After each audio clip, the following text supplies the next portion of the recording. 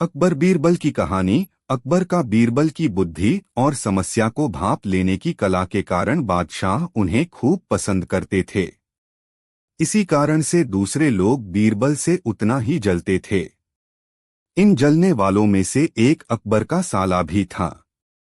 वो हमेशा से ही बीरबल को मिला हुआ खास स्थान लेना चाहता था। बादशाह जानते थे कि बीरबल जैसा कोई और नहीं हो सकता है। वो अपने साले को भी ये बात समझाने की कोशिश करते थे, लेकिन उनका साला हमेशा कहता था कि वो भी काफी बुद्धिमान है। इन सब बातों के कारण एक बार बादशाह के मन में हुआ कि अब ये ऐसे नहीं मानेगा, इसे कुछ कार्य देकर ही समझाने पड़ेगा। तभी अकबर ने अपने साले से कहा कि तुम अपने दिमाग और सूझबूझ से इस कोयले की बोरी को सबसे ज्यादा लालची सेठ दमड़ी लाल को बचकर आओ। अगर तुमने ऐसा कर दिया तो मैं तुम्हें तुरंत बीरबल की जगह दे दूंगा। यह बात सुनकर अकबर का साला हैरान हुआ, लेकिन उसे बीरबल की जगह चाहिए थी। इसी सोच के साथ वो कोयले की बोरी लेकर सेठ के पास पहुंच गया। सेठ ऐसे ही किसी की भी बातों में आने वाला नहीं था, इसलिए उसने उसे खरीदने से मना कर दिया। अब अपना उदास चेहरा लेकर अकबर का साला महल लौट आया। उसने कहा कि मैं इसे नहीं बेच पाया। इतना सुनते ही बादशाह ने बीरबल को अपने पास बुलाया।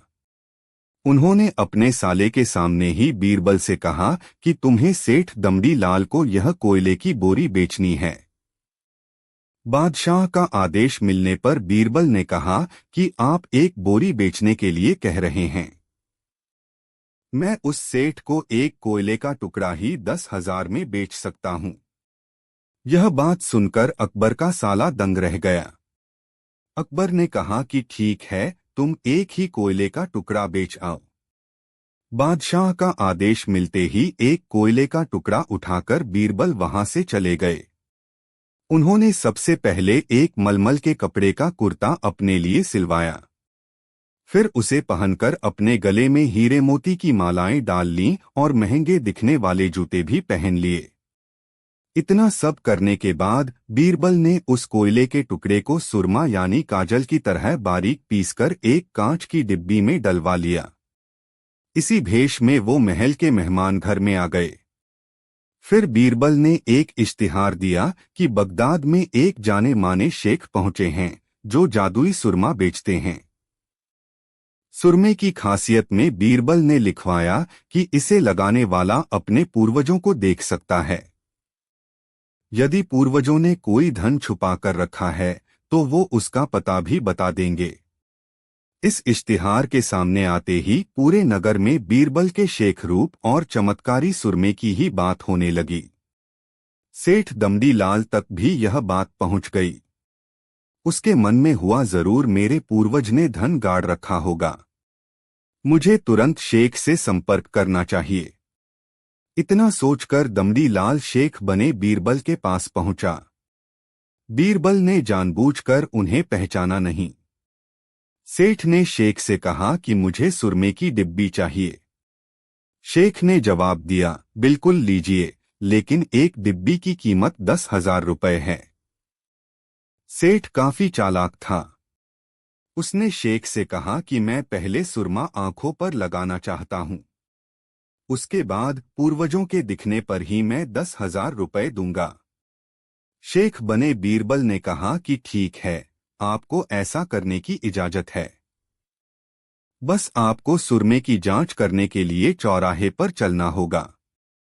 चमत्कारी सुरमे का करिश्मा देखने के लिए वहां लोगों की भीड़ लग गई। तब बीरबल बने शेख जोर जोर से कहने लगे कि इस चमत्कारी सुरमे को सेठ जी लगाएंगे। अगर ये सेठ अपने माता पिता की ही औलाद हैं तो इन्हें सुरमा लगाते ही तुरंत पूर्वज नजर आ जाएंगे। पूर्वज नहीं दिखे तो मतलब यह होगा कि वो अपने माता पिता की औलाद नहीं हैं। असली औलादों को ही यह सुरमा लगाने पर अपने पूर्वज नजर आते हैं। यह सब कहने के बाद शेख ने सेठ के आंखों पर सुरमा लगा दिया और कहा कि आंखें बंद कर लो। सेठ ने आंखें बंद तो की, लेकिन उन्हें कोई भी नहीं दिखा। अब सेठ के मन में हुआ कि मैंने कह दिया कि मुझे कोई नहीं दिखा तो भारी अपमान हो जाएगा। इज्जत को बनाए रखने के लिए सेठ ने आंख खोली और कहा कि हाँ, मुझे अपने पूर्वज दिख गए। इसके बाद गुस्से में लाल सेठ ने बीरबल के हाथ में 10,000 रुपए थमा दिए। अब खुश होते हुए बीरबल महल चले गए। उन्होंने कहा कि लीजिए बादशाह, एक कोयले के 10,000 रुपए, और सारा किस्सा सुना दिया। यह देखते ही बादशाह का साला मुंह बनाकर महल से चला गया। उसके बाद से उसने कभी भी बीरबल की जगह लेने की बात अकबर से नहीं की। कहानी से सीख: किसी से ईर्ष्या नहीं करनी चाहिए और अपनी काबिलियत को साबित करने के लिए बुद्धि का। बीरबल की बेमिसाल चतुराई, अनोखे प्रश्न का उत्तर। एक दिन अकबर के दरबार में एक प्रसिद्ध विद्वान आया। वह अपनी बुद्धिमत्ता और दार्शनिक ज्ञान के लिए प्रसिद्ध था। उसने अकबर से कहा, जहांपनाह, मैं आपकी प्रजा और खासकर आपके मंत्री बीरबल के बारे में बहुत कुछ सुन चुका हूं। मैं बीरबल से 3 ऐसे प्रश्न पूछना चाहता हूं जिनका उत्तर देना असंभव हो। अगर उसने सही उत्तर दे दिया तो मैं उसकी बुद्धिमानी को सार्वजनिक रूप से स्वीकार करूंगा। अकबर ने चुनौती स्वीकार कर ली और बीरबल को दरबार में बुलाया। पहला प्रश्न, दुनिया का केंद्र कहाँ है? विद्वान ने पूछा, दुनिया का केंद्र कहाँ है? इसका सटीक उत्तर दो। बीरबल मुस्कुराया और जमीन पर एक निशान लगाकर बोला, यह है दुनिया का केंद्र। विद्वान चौंक गया और बोला, तुम इसे कैसे साबित करोगे? बीरबल ने उत्तर दिया, जहांपनाह, अगर आप इसे गलत साबित कर सकें तो मैं हार मान लूंगा। विद्वान निरुत्तर हो गया। वह इस तर्क का खंडन नहीं कर पाया। दूसरा प्रश्न, आकाश में कितने तारे हैं? विद्वान ने अगला प्रश्न किया, आकाश में कितने तारे हैं? इसका सही उत्तर दो। बीरबल ने तुरंत जवाब दिया, आकाश में तारे उतने हैं जितने इस भेड़ की ऊन के बाल। अगर आप गिनना चाहते हैं तो पहले इन बालों को गिन लीजिए। विद्वान ने भेड़ की ओर देखा और समझ गया कि यह असंभव है। उसने फिर कोई सवाल नहीं किया। तीसरा प्रश्न, सबसे बड़ा सत्य क्या है? विद्वान ने आखिरी प्रश्न किया, इस दुनिया का सबसे बड़ा सत्य क्या है? बीरबल ने उत्तर दिया, इस दुनिया का सबसे बड़ा सत्य यह है कि हर किसी को एक दिन मृत्यु को प्राप्त होना है। यह ऐसा सत्य है जिसे कोई झुठला नहीं सकता। विद्वान यह सुनकर स्तब्ध रह गया। उसने अपने घुटने टेककर अकबर और बीरबल की प्रशंसा की और कहा, मैं हार मानता हूं। बीरबल सचमुच सबसे बुद्धिमान है। उसकी चतुराई और तर्कशीलता अतुलनीय है। अकबर ने बीरबल को इनाम दिया और कहा, तुम्हारी बुद्धिमानी ने आज न केवल मेरा बल्कि पूरे दरबार का सिर गर्व से ऊंचा कर दिया। विद्वान अपने राज्य लौट गया और हर जगह बीरबल की प्रशंसा करने लगा। नैतिक सच्चाई और चतुराई से हर मुश्किल प्रश्न का उत्तर दिया जा सकता है। सड़क पर कितने मोड़? फारस के शहंशाह और बादशाह अकबर गहरे मित्र थे। अक्सर पत्र लिखकर वे एक दूसरे का हालचाल पूछते रहते थे। पत्र में वे आमोद प्रमोद की बातें, लतीफे और पहेलियां भी लिखते थे। पहेलियों का उत्तर सही मिलने पर वे एक दूसरे को उपहार भी भेजा करते थे। एक बार फारस के शहंशाह का पत्र अकबर को प्राप्त हुआ, जिसमें उन्होंने एक प्रश्न लिखकर प्रेषित किया था। प्रश्न कुछ ऐसा था, आपके राज्य की सड़कों पर कितने मोड़ हैं? प्रश्न पढ़कर अकबर सोच में पड़ गए। उनका साम्राज्य दूर दूर तक फैला हुआ था। इतने विस्तृत साम्राज्य में सड़कों की संख्या भी अत्यधिक थी। ऐसे में सभी सड़कों के मोड़ों की गणना कर पाना एक नामुमकिन कार्य था। लेकिन अकबर फारस के शहंशाह के सामने शर्मिंदा नहीं होना चाहते थे। उन्हें किसी भी सूरत में इस प्रश्न का उत्तर देना ही था। उन्होंने टोडरमल को बुलवाया और कहा, टोडरमल, तुम अभी तुरंत कुछ सैनिकों को लेकर निकल जाओ। तुम्हें हमारे पूरे साम्राज्य की सड़कों के मोड़ों की गणना करनी है। किसी भी सूरत में हमें ये काम पूरा करके दो। टोडरमल कुछ सैनिकों को लेकर तुरंत निकल गया, लेकिन कई दिन बीत जाने के बाद भी नहीं लौटा। इधर अकबर को चिंता सताने लगी कि ये कार्य टोडरमल कर पाएगा भी या नहीं। एक दिन बीरबल ने अकबर को चिंतित देखा तो पूछ बैठा, जहांपना, क्या बात है? आप बड़े चिंतित लग रहे हैं। अकबर ने फारस के शहंशाह के पत्र और उसमें पूछे गए प्रश्न के बारे में बीरबल को बताते हुए कहा, बीरबल, हमने टोडरमल को राज्य की सभी सड़कों के मोड़ों की संख्या की गणना के लिए भेजा है। हमें उसकी ही प्रतीक्षा है। साथ ही ये चिंता भी कि वो ये काम पूरा करके लौटेगा या नहीं। फारस के शहंशाह के पूछे गए प्रश्न को जानकर बीरबल मुस्कुरा उठा और बोला, जहांपना, इस आसान से प्रश्न के लिए आपको टोडरमल को कहीं भी भेजने की आवश्यकता नहीं थी। मैं तो यही खड़े-खड़े ये बता सकता हूं कि आपके राज्य की सड़कों पर कितने मोड़ हैं। यहां तक कि मैं तो ये भी बता सकता हूं कि पूरी दुनिया की सड़कों में कितने मोड़ हैं। बीरबल, तुम बिना गणना किए हमारे राज्य और दुनिया की सड़कों के मोड़ों की संख्या बता सकते हो कैसे? अकबर हैरत में पड़ गए। जहांपनाह, क्योंकि इसमें गणना की आवश्यकता ही नहीं है। दुनिया की सारी सड़कों के बस दो ही तो मोड़ होते हैं, एक दायां और दूसरा बायां। बीरबल ने शांत भाव से उत्तर दिया। ये उत्तर सुनकर अकबर हंस पड़े। अरे, हमने तो ये सोचा ही नहीं और टोडरमल को सड़कों के मोड़ों की गणना के लिए भेज दिया। बीरबल, तुम वाकई अक्लमंद हो। अकबर ने बीरबल को इनाम में सोने का हार दिया और फारस के शहंशाह के प्रश्न का उत्तर उन्हें भिजवा दिया। अकबर, बीरबल और सबसे खूबसूरत बच्चा। एक बार की बात है, बादशाह अकबर अपने शहजादे के साथ राजदरबार में उपस्थित थे।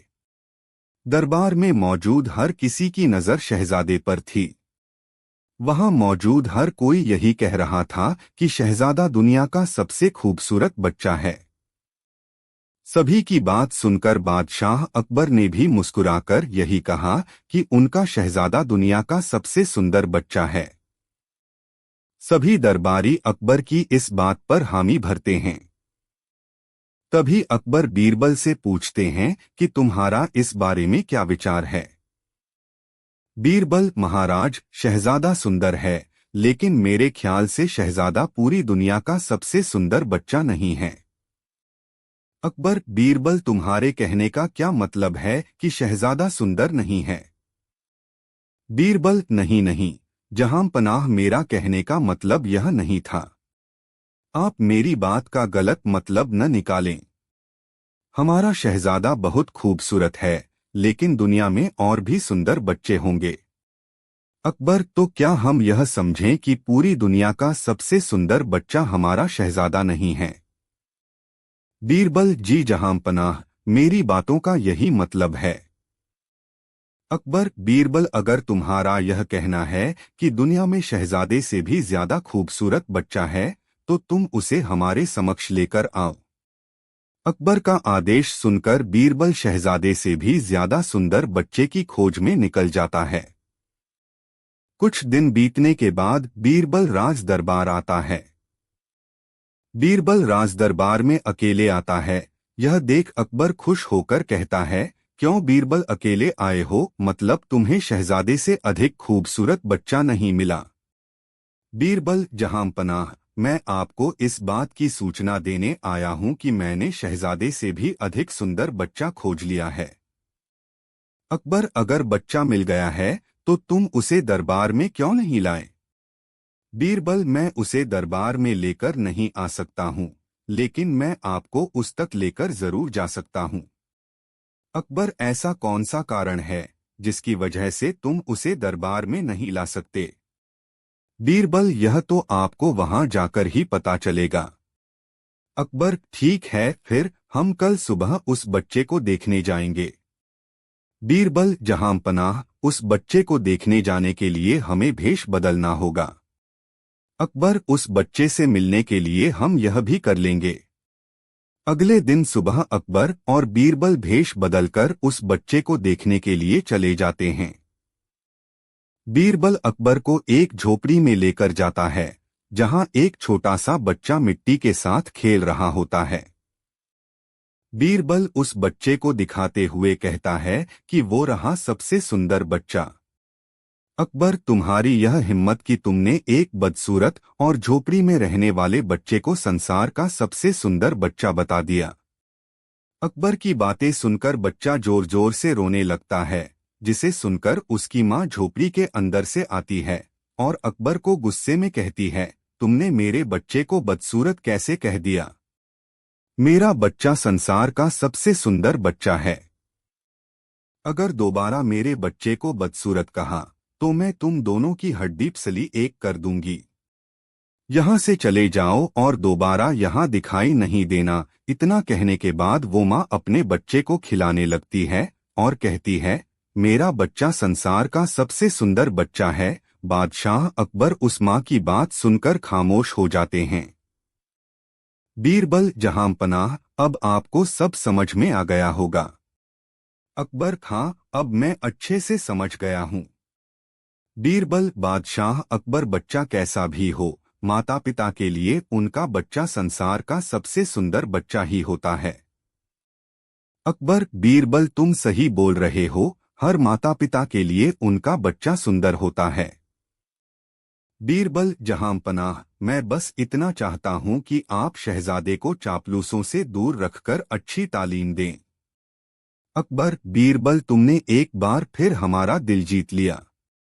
कहानी से सीख, कभी किसी चीज को लेकर घमंड नहीं करना चाहिए, क्योंकि एक न एक दिन वो घमंड टूटता जरूर है।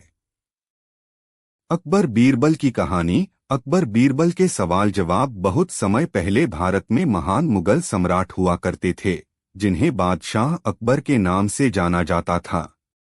अकबर के शासन में नवरत्न थे, जिनमें से चतुर बीरबल भी शामिल थे। बादशाह अकबर बीरबल से पहली बार जंगल में मिले थे। जब वह रास्त भटक गए थे, तब बीरबल ने उन्हें रास्ता दिखाया। उस समय बीरबल को महेशदास नाम से जाना जाता था। अकबर ने महेशदास का नाम बदलकर बीरबल रख दिया था। साथ ही बीरबल को विशेष सलाहकार के तौर पर अपने दरबार में नियुक्त किया था, क्योंकि बीरबल अधिक बुद्धिमान थे। वह अपने ज्ञान और चतुराई से हर सवाल और उलझन का हल निकाल दिया करते थे। बीरबल बेहद कम समय में महाराजा अकबर के चहेते सलाहकार बन गए थे। इस बात से उनके सभा के अन्य मंत्री और महामंत्री बीरबल से जला करते थे। यह जलन उनके साले मानसिंह को भी थी। इसलिए एक दिन मानसिंह ने बीरबल की परीक्षा लेनी चाहिए। उन्होंने बीरबल से 3 सवाल पूछने चाहे। महाराज अकबर ने भी बीरबल की परीक्षा लेने की अनुमति दे दी। मानसिंह का पहला सवाल था कि यह पहला सवाल था। यह सवाल सुनकर बीरबल से जलने वाले अन्य दरबारियों को खुशी होने लगी। महाराजा अकबर भी सोचने लगे कि क्या बीरबल इसका जवाब दे पाएंगे। बीरबल ने मुस्कुराते हुए कहा, इसका जवाब तो बहुत ही आसान है, और दरबार में एक भेड़ को लाकर कहा, जितने इस भेड़ में बाल हैं, उतने ही आसमान में तारे हैं। अगर मानसिंह जी को अभी भी संदेह है, तो भेड़ के बाल और आसमान के तारे गिनकर तुलना कर सकते हैं। बीरबल की चतुराई देखकर बादशाह अकबर मुस्कुराए और कहा, क्यों मानसिंह जी, आप गिनकर तुलना करना चाहते हैं? धरती का केंद्र कहाँ है? मानसिंह का अगला सवाल सुनकर बीरबल ने तुरंत जवाब दिया, जहां आप खड़े हैं वही धरती का केंद्र है। महाराजा अकबर और अन्य दरबारी बीरबल के जवाब को समझ नहीं पा रहे थे। फिर जहां मानसिंह खड़े थे, वहां बीरबल ने एक रेखा खींचकर लोहे की छड़ी गाड़ दी और कहा, यही धरती का केंद्र है। अगर किसी को मेरी बात पर यकीन न हो, तो वह खुद धरती को माप सकता है। बीरबल की चतुराई देखकर मानसिंह सोच में पड़ गए थे। फिर मानसिंह ने एक पहेली को सुलझाने के लिए कहा। मानसिंह का तीसरा सवाल। एक परख है सुंदर मूरत, जो देखे वो उसी की सूरत। फिक्र पहेली पाई न, बोझन लागा आई न। बीरबल पहेली को दोहराते हुए उसके बारे में गौर से सोचने लगे। काफी सोचने के बाद बीरबल कहते हैं, यह तो बहुत ही आसान पहेली है मानसिंह जी, इसका उत्तर तो पहेली में ही है। इसका उत्तर आईना है, जिसमें आईने के सामने खड़ा इंसान एक सुंदर मूरत है। आईने में उसे अपनी सूरत दिखाई देती है। बीरबल ने मानसिंह के सभी सवालों का जवाब बड़े चतुराई से दिया। यह देखकर बादशाह अकबर बहुत खुश हुए और मानसिंह से कहा, क्यों मानसिंह जी, आपको आपके सवालों का जवाब मिल गया न? अकबर बीरबल की कहानी से सीख। इस कहानी से यह सीख मिलती है कि किसी भी सवाल का जवाब दिया जा सकता है। बस अपने दिमाग पर भरोसा होना चाहिए और संयम से काम लेना चाहिए। आसमान में कितने तारे हैं? अकबर बीरबल की कहानी। सारा जग बेईमान बादशाह अकबर और बीरबल हमेशा की ही तरह एक दिन बैठकर अपनी प्रजा के बारे में बात कर रहे थे। बातों ही बातों में बादशाह ने कहा कि बीरबल, तुम्हें पता है हमारी प्रजा बेहद ईमानदार है। इसका जवाब बीरबल ने ये कहते हुए दिया कि बादशाह सलामत, किसी भी राज्य में लोग पूरी तरह से ईमानदार नहीं होते हैं। सारा जग ही बेईमान है। बादशाह को बीरबल की यह बात पसंद नहीं आई। उन्होंने पूछा, बीरबल, तुम ये कैसी बात कर रहे हो? बीरबल ने उत्तर दिया कि मैं एकदम सत्य कह रहा हूं। आप चाहो तो मैं अपनी बात अभी साबित कर सकता हूं। इतना आत्मविश्वास देखकर बादशाह बोले, ठीक है, जाओ तुम अपनी बात को सच साबित करके दिखाओ। बादशाह अकबर से इजाजत मिलते ही बीरबल पूरी प्रजा की बेईमानी बाहर लाने के लिए तरकीब सोचने लगे। उनके मन में हुआ कि लोग खुलकर बेईमानी नहीं करते हैं, इसलिए कुछ अलग करना होगा। यह सोचते ही उन्होंने पूरे राज्य में यह ऐलान कर दिया कि बादशाह एक बड़ा सा भोज करना चाह रहे हैं। उसके लिए वो चाहते हैं कि पूरी जनता अपना योगदान दे। बस आप लोगों को ज्यादा कुछ नहीं, एक लोटा दूध पतीले में डालना होगा। इतना ही प्रजा की तरफ से काफी है। इस बात का ऐलान करवाने के बाद जगह जगह पर एक दो बड़े बड़े पतीले रखवा दिए गए। इतना बड़ा पतीला और राज्य की जनसंख्या को ध्यान में रखते हुए उसमें लोगों ने शुद्ध दूध डालने के बजाय पानी मिला हुआ दूध डाला। किसी किसी ने तो सिर्फ पानी ही डाल दिया। हर किसी के मन में यही होता था कि सामने वाले ने तो दूध ही डाला होगा। अगर मैं पानी या पानी मिला हुआ दूध डाल दूंगा तो क्या ही हो जाएगा। शाम तक पतीलों में दूध इकट्ठा हो गया। बीरबल अपने साथ बादशाह अकबर और कुछ रसोइयों को उन जगहों पर ले गए जहां पतीले रखे गए थे। बादशाह ने जिस भी पतीले में देखा तो दूध नहीं, सिर्फ सफेद पानी ही दिखा। रसोइयों ने भी कहा कि महाराज, ये दूध नहीं है, ये सारा पानी ही है।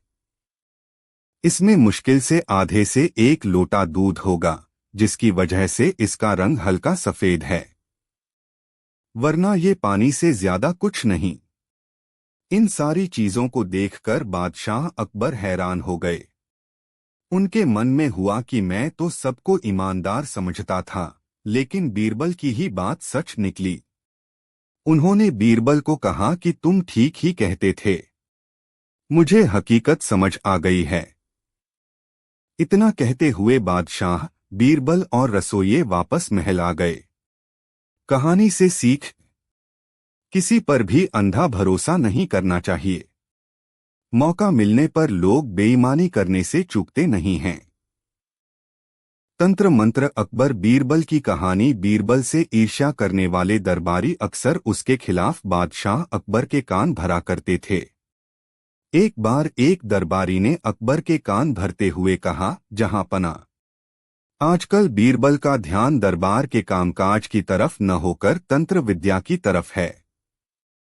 वह कहता है कि तंत्र मंत्र से वो कुछ भी कर सकता है। अकबर के दिमाग में यह बात बैठ गई। उसने दरबारी को अपनी अंगूठी छुपाकर रखने के लिए दी और कहा, आज बीरबल के तंत्र मंत्र की परीक्षा लेते हैं। जब बीरबल दरबार में आया तो अकबर ने कहा, क्यों बीरबल, सुना आजकल तुम तंत्र मंत्र में पारंगत हो गए हो और तंत्रों द्वारा कुछ भी कर सकते हो। बीरबल चौंक पड़ा। फिर समझ गया कि किसी दरबारी ने अकबर के कान भरे हैं। अकबर आगे बोले, हमारी अंगूठी कहीं खो गई है। जरा अपने तंत्र मंत्र का कमाल दिखाओ और पता लगाओ कि अंगूठी कहाँ है। बीरबल ने कहा, जैसा आपका हुक्म जहां पनाह, और वह एक कागज पर आड़ी तिरछी रेखाएं खींचने लगा। ये क्या कर रहे हो बीरबल, अकबर ने हैरान होकर पूछा। जहां पनाह, आप इस कागज पर अपना हाथ रख दें। अंगूठी जहां भी होगी अपने आप आपकी अंगुली में आ जाएगी। अकबर ने कागज पर अपना हाथ रख दिया। बीरबल ने कुछ चांवल मंगवाया और मंत्र बुदबुदाते हुए चांवल दरबारियों पर फेंकने लगा। जिस दरबारी को अकबर ने अंगूठी दी थी, जब चांवल के दाने उस पर गिरे तो वह डर गया और जेब के अंदर रखी अंगूठी हाथ से कसकर दबा ली ताकि वह उसकी जेब से निकलकर बादशाह अकबर की अंगुली में न चली जाए। बीरबल सारे दरबारियों की गतिविधियों को ध्यान से देख रहा था। उसकी नजर उस दरबारी पर भी पड़ गई और वह समझ गया कि उसके पास ही बादशाह अकबर की अंगूठी है। उसने अकबर से कहा, जहां पनाह, आपकी अंगूठी तो मिल गई है, बस किसी ने उसे कसकर जकड़ रखा है, इसलिए आपकी अंगुली में नहीं आ पाई हैं। अकबर बीरबल का पैंतरा समझ गए। उन्होंने उस दरबारी को इशारा किया और उसने अंगूठी अकबर को लाकर दे दी। अकबर ने बीरबल की अक्लमंदी से खुश होकर वह अंगूठी उसे इनाम में दे दी। शिकार और दहेज। अकबर बीरबल, बादशाह अकबर को शिकार का बहुत शौक था। जब भी मन करता वह शिकार पर निकल जाते और कई जानवरों का शिकार कर अपना शौक पूरा किया करते थे। बीरबल को अकबर द्वारा निरीह प्राणियों की इस तरह हत्या करना उचित नहीं लगता था, लेकिन सेवक होने के नाते वह सीधे सीधे अकबर को कुछ कह नहीं पाता था। एक दिन अकबर जब शिकार पर निकले तो बीरबल को अपने साथ ले गए। बीरबल अवसर की तलाश में था कि किसी तरह अपनी बात बादशाह के सामने रख सके। अपने अपने घोड़ों पर बैठे जब वे जंगल पहुंचे तो वहां एक पेड़ पर उन्हें दो उल्लू दिखाई पड़े जो जोर जोर से चिल्लाकर आपस में लड़ रहे थे। यह देखकर अकबर को हैरानी और जिज्ञासा दोनों हुई। उन्होंने बीरबल से पूछा, बीरबल, ये उल्लू क्या बात कर रहे हैं? क्यों ये इतनी जोर जोर से लड़ रहे हैं? बीरबल ने जवाब दिया, हुजूर, ये दोनों दहेज की रकम तय कर रहे हैं। पहला वाला दूल्हे का पिता है। वो कह रहा है कि उसे दहेज में 40 जंगल चाहिए बिना किसी जानवर के। दूसरा उल्लू दुल्हन का पिता है। वो दूल्हे के पिता से कह रहा है कि अभी वो दहेज में केवल 20 जंगल की ही व्यवस्था कर सकता है। दूल्हे का पिता मान नहीं रहा है, इसलिए दोनों झगड़ रहे हैं। इस बीच एक उल्लू जोर से चिल्लाया। अकबर ने बीरबल से पूछा, अब ये क्या कह रहा है? बीरबल बोला, हुजूर, अब ये दूल्हे के पिता से ये कह रहा है कि यदि तुम 6 माह इंतजार करो तो मैं तुम्हें 40 जंगल बिना किसी जानवर के दे दूंगा। अकबर को समझ आ गया कि बीरबल क्या कहना चाहता है। बीरबल अकबर को समझाना चाहता था कि इस तरह जानवरों का शिकार मत करो। अगर यूं ही जानवर मारे जाते रहे तो जंगलों में जानवर बचेंगे। अकबर बीरबल की कहानी सोने का खेत में अकबर अपने एक सेवक को झूठ बोलने की सजा के तौर पर फांसी पर चढ़ाने का हुक्म सुना देते हैं। बीरबल कैसे साबित करता है कि झूठ हर कोई बोलता है और कैसे उस व्यक्ति को बचाता है, यही इस कहानी में बताया गया है। बादशाह अकबर के शयन कक्ष में सफाई करते हुए एक सेवक के हाथ से गिरकर उनका पसंदीदा फूलदान टूट गया। फूलदान टूटने पर सेवक घबरा गया। उसने चुपचाप फूलदान के टुकड़े समेटे और उन्हें बाहर फेंक आया। अकबर जब शयन कक्ष में आए तो उन्हें अपना मनपसंद फूलदान नदारद दिखा। उन्होंने सेवक को बुलाकर उसके बारे में पूछा तो डर के मारे सेवक ने झूठ कह दिया, जहां पनाह मैं वह फूलदान साफ करने घर ले गया था। इस वक्त वो वहीं है। अकबर ने सेवक को तुरंत वह फूलदान घर जाकर लाने का आदेश दे दिया। यह आदेश पाकर सेवक के पसीने छूटने लगे। बात छुपाने का कोई औचित्य ना देख उसने अकबर को सब कुछ सच सच बता दिया और हाथ जोड़कर माफी मांगने लगा।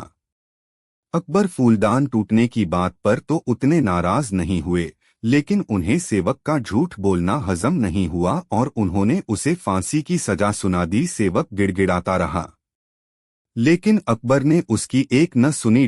अगले दिन अकबर ने दरबार में इस विषय को चर्चा का मुद्दा बनाया और दरबारियों से पूछा, क्या आप में से किसी ने कभी झूठ बोला है? सारे दरबारियों ने एक स्वर में इनकार कर दिया। जब अकबर ने बीरबल से पूछा तो बीरबल बोला, जहांपना, हर इंसान कभी ना कभी झूठ बोलता है। मैंने भी बोला है। मुझे लगता है कि जिस झूठ से किसी को नुकसान न पहुंचे उसे बोलने में कोई बुराई नहीं है। बीरबल की बात सुनकर अकबर गुस्सा हो गए। उन्होंने उसे फांसी की सजा तो नहीं सुनाई, किंतु उसे अपने दरबार से निकाल दिया। बीरबल तुरंत दरबार छोड़कर चला गया। उसे अपनी चिंता नहीं थी, किंतु बिना बात के सेवक का फांसी पर चढ़ जाना उसे गंवारा नहीं था। वह उसे बचाने की युक्ति सोचने लगा। कुछ सोच विचार उपरांत उसने घर की जगह सुनार की दुकान की राह पकड़ ली। सुनार को उसने सोने से धान की बाली बनाने कहा। अगली सुबह सुनार ने बीरबल को सोने की बनी धान की बाली बनाकर दे दी, जिसे लेकर बीरबल अकबर के दरबार पहुंचा। दरबार से निकाले जाने के बाद भी वहां आने की बीरबल की हिमाकत देखकर अकबर नाराज हुए, लेकिन बीरबल ने उन्हें अपनी बात सुनने के लिए किसी तरह राजी कर लिया। वह सोने की बनी धान की बाली अकबर को दिखाते हुए बोले, जहांपना, एक बहुत ही महत्वपूर्ण बात आपको बतानी थी, इसलिए मुझे यहां आना पड़ा। कल शाम घर जाते समय रास्ते में मेरी मुलाकात एक सिद्ध महात्मा से हुई। उन्होंने मुझे ये सोने की धान की बाली देकर कहा कि किसी उपजाऊ भूमि में इसे लगा देना, इससे उस खेत में सोने की फसल होगी। मैंने एक उपजाऊ भूमि खोज ली है। मैं चाहता हूं कि सभी दरबारी और आप भी इसे लगाने उस खेत में चलें। आखिर देखें तो सही कि महात्मा की कही बात सच है या नहीं। अकबर बीरबल की बात मान गए और दूसरे दिन एक नियत समय पर खेत में पहुंचने के लिए दरबारियों को आदेशित कर दिया। अगले दिन सभी नियत समय पर खेत पर पहुंचे। अकबर ने बीरबल को सोने से बना धान का पौधा खेत में लगाने को कहा, लेकिन बीरबल ने इनकार करते हुए कहा, जहांपना, महात्मा ने यह पौधा देते हुए मुझे निर्देश दिया था कि जिस व्यक्ति ने कभी झूठ ना बोला हो उसके द्वारा लगाने पर ही खेत में सोने की फसल होगी, इसलिए मैं तो यह पौधा लगा नहीं सकता। कृपया आप दरबारियों में से किसी को यह पौधा लगाने का आदेश दे दीजिए। अकबर ने जब दरबारियों से धान का वह पौधा लगाने कहा तो कोई सामने नहीं आया। अकबर समझ गए कि सभी ने कभी ना कभी झूठ बोला है। तब बीरबल ने वह पौधा अकबर के हाथ में दे दिया और बोला, जहांपनाह, यहाँ तो कोई भी सच्चा नहीं है, इसलिए ये पौधा आप ही लगाएं। लेकिन अकबर भी वह पौधा लेने में हिचकने लगे और बोले, बचपन में हमने भी झूठ बोला है। कब ये याद नहीं, पर बोला है, इसलिए हम भी यह पौधा नहीं लगा सकते। यह सुनने के बाद बीरबल मुस्कुराते हुए बोला, जहांपनाह, इस पौधे को मैंने सुनार से बनवाया है। मेरा उद्देश्य मात्र आपको यह समझाना था कि दुनिया में लोग कभी न कभी झूठ बोलते ही हैं। जिस झूठ से किसी का बुरा ना हो, वह झूठ झूठ नहीं है। अकबर बीरबल की बात समझ गए थे। उन्होंने उसे वापस दरबार में स्थान दे दिया और सेवक की फांसी की सजा माफ कर दी। बीरबल और 3 जादुई मोरपंख। एक दिन अकबर के दरबार में एक अनजान साधु आया। उसके हाथ में एक सुनहरी थाली थी जिसमें 3 मोरपंख रखे हुए थे। उसने अकबर से कहा, जहांपनाह, ये 3 मोरपंख साधारण नहीं हैं। ये जादुई हैं और इनमें अपार शक्तियां हैं। लेकिन इनका सही उपयोग केवल कोई बुद्धिमान व्यक्ति ही कर सकता है। क्या आपके दरबार में ऐसा कोई है? अकबर ने मुस्कुराते हुए कहा, हमारे दरबार में सबसे बुद्धिमान व्यक्ति बीरबल है। वह हर समस्या का समाधान निकालने में सक्षम है। साधु ने मोरपंख बीरबल को सौंप दिए और कहा, इनकी शक्ति तभी प्रकट होगी जब इन्हें सही समय पर सही स्थान पर उपयोग किया जाएगा। मोरपंख की पहली परीक्षा। कुछ दिनों बाद राज्य में एक गरीब किसान अकबर के पास मदद की गुहार लेकर आया। उसने कहा, जहांपनाह, मेरे खेत की फसल हमेशा नष्ट हो जाती है। मैंने हर उपाय कर लिया, लेकिन कोई लाभ नहीं हुआ। कृपया मेरी मदद करें। अकबर ने बीरबल को समस्या सुलझाने को कहा। बीरबल ने पहला मोरपंख उठाया और किसान से कहा, इस मोरपंख को अपने खेत के बीच में रख दो। यह तुम्हारी समस्या का हल कर देगा। किसान ने वैसा ही किया और कुछ ही दिनों में चमत्कार हुआ। फसलें लहलहाने लगीं और खेत की मिट्टी उपजाऊ हो गई। किसान खुशी खुशी अकबर के पास लौट आया और बीरबल की तारीफ की। मोरपंख की दूसरी परीक्षा। एक व्यापारी दरबार में आया और बोला, जहांपनाह, मेरा व्यापार घाटे में जा रहा है। अगर जल्द ही कोई उपाय न हुआ तो मैं बर्बाद हो जाऊंगा। बीरबल ने दूसरा मोरपंख लिया और व्यापारी को दिया। उसने कहा, इस मोरपंख को अपनी दुकान के मुख्य दरवाजे पर लटका दो। व्यापारी ने ऐसा ही किया। कुछ ही दिनों में उसका व्यापार तेजी से बढ़ने लगा। ग्राहक उसकी दुकान पर खींचे चले आने लगे। व्यापारी ने अकबर को धन्यवाद दिया और कहा कि यह बीरबल की बुद्धिमानी का नतीजा है। मोरपंख की तीसरी परीक्षा। अचानक राज्य में अशांति फैल गई। लोगों के बीच छोटे छोटे विवाद बढ़ने लगे। अकबर को चिंता हुई और उन्होंने बीरबल को बुलाया। बीरबल ने तीसरा मोरपंख लिया और इसे राजमहल के बीचों बीच स्थापित कर दिया। यह मोरपंख लगने के बाद माहौल में अजीब सी शांति छा गई। लोग विवाद भूलकर एक दूसरे के साथ मिलजुल कर रहने लगे। राज्य में फिर से सुख शांति लौट आई। साधु का रहस्य। कुछ दिनों बाद वही साधु फिर दरबार में आया। उसने अकबर और बीरबल से कहा, जहांपनाह, मैंने आपको कोई जादुई मोरपंख नहीं दिए थे। ये सिर्फ साधारण पंख थे। इनकी शक्ति आपके विश्वास और बीरबल की बुद्धिमानी में थी। बीरबल ने अपनी सूझबूझ और सही समय पर निर्णय लेकर इन्हें चमत्कारी बना दिया। अकबर ने हंसते हुए कहा, हमेशा की तरह बीरबल ने साबित कर दिया कि उसकी बुद्धिमानी ही हमारी सबसे बड़ी ताकत है। सीख।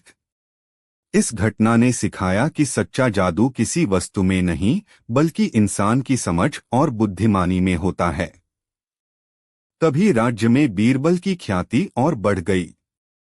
अकबर बीरबल की कहानी। बुद्धि से भरा बर्तन। एक बार की बात है, राजा अकबर व उनके प्रिय बीरबल के बीच कुछ मनमुटाव हो गया।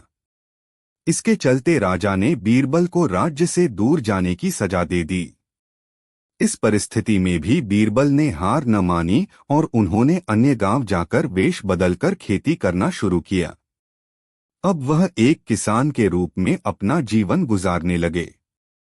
शुरू में तो राजा अकबर के लिए सब कुछ सामान्य सा था, लेकिन कुछ ही दिन बीते थे कि राजा को अपनी गलती का एहसास होने लगा। वह अपनी दैनिक दिनचर्या में बीरबल को याद करने लगे थे। जब भी उनके समक्ष कोई मुश्किल परेशानी आती तो उन्हें बीरबल की कमी खूब खलती थी। एक दिन राजा अकबर से रहा न गया। उन्होंने अपने सेनापति को बुलाया और उन्हें बीरबल को ढूंढ लाने का आदेश दिया। राजा की आज्ञा अनुसार हर गांव, हर गली में बीरबल की खोज शुरू की गई। सभी सैनिकों ने हर एक कोना छान मारा, लेकिन वे बीरबल को ढूंढ न सके। राजा को जब इस बात की जानकारी मिली तो वे बड़े निराश हुए। अब बीरबल से मिलने की उनकी बेचैनी और बढ़ने लगी थी। अचानक राजा के मन में एक उपाय आया। उन्होंने आदेश दिया कि सभी गांव के मुखिया को संदेश भेजा जाए कि उन सभी को एक बर्तन के अंदर बुद्धि डालकर राजा को भेजना होगा। जो भी इस आदेश को पूरा नहीं करेगा, उसे इसके बदले एक बर्तन में हीरे जवाहरात भरकर राजा को भेजना पड़ेगा। सभी गांववासी राजा के इस अजीबोगरीब आदेश को सुनकर परेशान थे। सभी यह सोचकर हैरान थे कि बुद्धि को किस तरह एक बर्तन में भरा जाए। बुद्धि तो सभी के पास उपलब्ध थी, लेकिन उसे किस तरह एक बर्तन में डालना है, यह सोचकर सभी परेशानी में थे। ऐसा न कर पाने की अवस्था में उन्हें उसी बर्तन को कीमती हीरे जेवरों से भरना था, जो कि इससे भी बड़ी समस्या थी। वहीं जिस गांव में बीरबल एक सामान्य किसान का वेश बनाकर रह रहे थे, वहां भी राजा का यह आदेश चर्चा का विषय बना हुआ था। गांव के सभी बड़े बुजुर्ग निराश होकर बैठे हुए थे कि वहां बीरबल आए और उन्होंने कहा कि वह इस समस्या का समाधान निकाल सकते हैं। पहले तो किसी को भी इस बात का यकीन नहीं हुआ, लेकिन उनके पास बीरबल पर विश्वास करने के अलावा और कोई रास्ता नहीं था। इसलिए इस काम की बागडोर बीरबल को सौंपी गई। उस वक्त गांव में तरबूज की फसल उगाने का समय था। बीरबल ने तरबूज के पौधे की एक बेल को एक बर्तन में डाला। धीरे धीरे उस बेल में तरबूज का फल लगने लगा और समय के साथ ही तरबूज ने बर्तन का आकार ले लिया। जैसे ही बर्तन तरबूज से पूरा भर गया, बीरबल ने बेल को फल से अलग किया और उस बर्तन को तरबूज समेत राजा के दरबार में भिजवा दिया। साथ में यह संदेश भी भेज कि उस बर्तन के अंदर बुद्धि भरी है और राजा को बर्तन को बिना तोड़े ही बुद्धि को निकालना होगा। जैसे ही राजा ने तरबूज से भरा हुआ बर्तन देखा, वह उसे निकालने की शर्त सुनी तो उन्हें यकीन हो गया कि ऐसा विचार केवल बीरबल का ही हो सकता है। उन्होंने जल्दी से अपना घोड़ा मंगवाया और बीरबल को अपने साथ वापस लाने के लिए गांव की ओर चल दिए। कहानी से सीख। इस कहानी से हमें यह शिक्षा मिलती है कि हर मुश्किल सवाल का कोई न कोई जवाब जरूर होता है। हमें केवल थोड़ा हटकर सोचने की जरूरत होती है। बीरबल और अनोखी परीक्षा। एक दिन अकबर दरबार में बैठे हुए थे, तभी उनके मन में एक विचार आया। उन्होंने दरबारियों से पूछा, अगर किसी इंसान की सच्चाई और ईमानदारी को परखना हो तो इसका सबसे आसान तरीका क्या हो सकता है? सभी दरबारी सोच में पड़ गए। किसी ने कहा, उससे सीधे सवाल पूछो, तो किसी ने कहा, उसके कर्म देखो, लेकिन अकबर इन उत्तरों से संतुष्ट नहीं हुए। उन्होंने बीरबल की ओर देखा और कहा, बीरबल, तुम बताओ, क्या तुम किसी व्यक्ति की सच्चाई को तुरंत पहचान सकते हो? बीरबल मुस्कुराए और बोले, जहां पनाह, यह संभव है। यदि आप अनुमति दें तो मैं एक प्रयोग कर सकता हूं। अकबर ने सहमति दी। बीरबल ने घोषणा की कि अगले दिन सुबह सभी दरबारियों को समय से पहले आना होगा। साथ ही उन्होंने यह भी कहा कि हर व्यक्ति अपने घर से एक गाय लेकर दरबार में आए। परीक्षा का आरंभ। अगले दिन सभी दरबारी दरबार में अपनी अपनी गाय लेकर पहुंचे। बीरबल ने उन्हें एक एक कर बुलाना शुरू किया और गाय के बारे में सवाल पूछे। कुछ दरबारियों ने गाय की खूबियां बढ़ा चढ़ाकर बताईं, जबकि कुछ ने उसे साधारण बताया। इसके बाद बीरबल ने एक और अनोखा काम किया। उन्होंने सभी गायों को एक अलग कमरे में ले जाने का आदेश दिया और दरबारियों से कहा, अब हम असली परीक्षा करेंगे। इस कमरे में एक जादुई घंटा है। जो व्यक्ति सच्चा होगा उसकी गाय घंटा बजाएगी। यह सुनकर सभी दरबारी घबरा गए। बीरबल ने कहा, आपको अपनी गाय को कमरे में जाकर छूना है और फिर बाहर आना है। घंटा तभी बजेगा जब आपकी बात में सच्चाई होगी। सच्चाई का खुलासा। एक एक करके दरबारी कमरे में गए। जब वे बाहर आए तो किसी भी गाय ने घंटा नहीं बजाया। आखिर में बीरबल ने सभी गायों को बाहर बुलाया और कहा, घंटा क्यों नहीं बजा? क्योंकि इस कमरे में कोई जादुई घंटा नहीं है। असल में मैंने गायों की पूंछ पर कालिख लगा दी थी। जो व्यक्ति अपनी गाय को सच्चे दिल से मानता वह गाय की पूंछ छूता, लेकिन जो झूठा था उसने पूंछ को छूने की हिम्मत नहीं की और उसकी उंगलियां साफ रहीं। सभी दरबारियों ने अपने हाथ देखे। कुछ की उंगलियां साफ थीं, जबकि कुछ की काली। बीरबल ने मुस्कुराकर कहा, जहांपनाह, यही है सच्चाई और ईमानदारी परखने का सबसे आसान तरीका। अकबर ने बीरबल की बुद्धिमत्ता की प्रशंसा की और कहा, तुमने एक बार फिर साबित कर दिया कि तुमसे बेहतर कोई नहीं। नैतिक, सच्चाई और ईमानदारी का मूल्य हमेशा सबसे ऊपर होता है।